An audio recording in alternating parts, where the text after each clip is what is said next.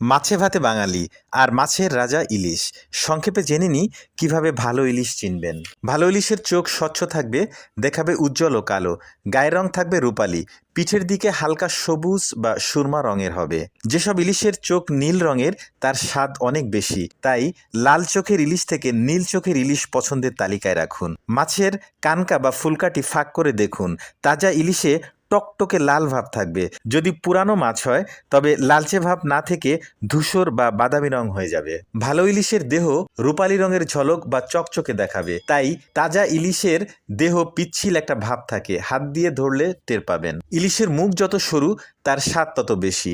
মাছটি কেনার আগে ইলিশের গন্ধ নেওয়ার কথাও অনেকে বলেন। কেবল তাজা ও ভালো ইলিশ থেকেই প্রত্যাশিত গন্ধ পাওয়া যায়। তাজা না হলে ইলিশ তার গন্ধ হারিয়ে ফেলে। ধন্যবাদ।